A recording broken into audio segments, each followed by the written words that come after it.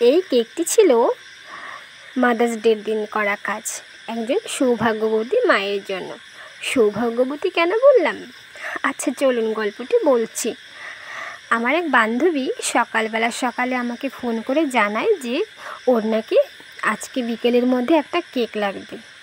তো ও বাড়িতে নেই, কিন্তু তবুও ওর মায়ের কথা এতটাই ভাবে যে আমাকে খুব করে রিকোয়েস্ট করলো যে প্লিজ তুই একটু বাড়িতে দিয়ে আসিস কেকটা। ওনাকে প্রত্যেক বছরই যেখানেই থাকুক না কেন ওর মা বাবার জন্য মাদার্স ডে হোক বা বার্থডে হোক সবসময় কেক পাঠায়, এবং মা বাবার বিভিন্ন ছোট ছোট খুশিরই ও খেয়াল রাখে।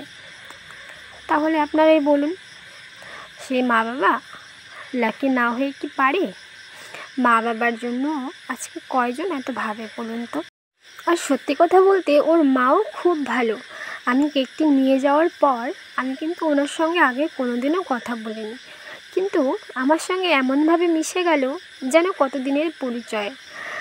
আমি শুধু গিয়েছি কেক ডেলিভারি করতে, তবে আমার সঙ্গে এত ভালো বিহেভিয়ার করলো, জোর করে বসিয়ে রাখলো, গল্প করলো, চা খাওয়ালো।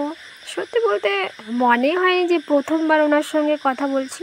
খুব মিশুকে মানুষ, যেমন আমার বান্ধবী তেমনই ওর মা, দুজনই খুব ভালো মনের মানুষ। এবার আসি কেকের ব্যাপারে। কেকের কালারটা কেমন লাগছে বলুন তো? এই কালারটা কিন্তু আমি পার্পল আর রেড কালার মিক্স করে বানিয়েছি। আমার কাছে কিন্তু খুব মিষ্টি লাগছে। আপনাদের কাছে কেমন লাগছে কমেন্ট করে কিন্তু অবশ্যই জানাবেন। আর ডিজাইনটাও কিন্তু নিজে থেকেই করেছি, খুব সিম্পলের মধ্যে করতে বলেছিল, তো কী করব মাথায় আসছিল না, তো সিম্পলের মধ্যেই এরকম একটু হালকা পাতলা ডিজাইন করে দিয়েছি। আমার কাছে কিন্তু কেকটা ভালো লেগেছে। আপনাদের কাছে কেমন লেগেছে কমেন্ট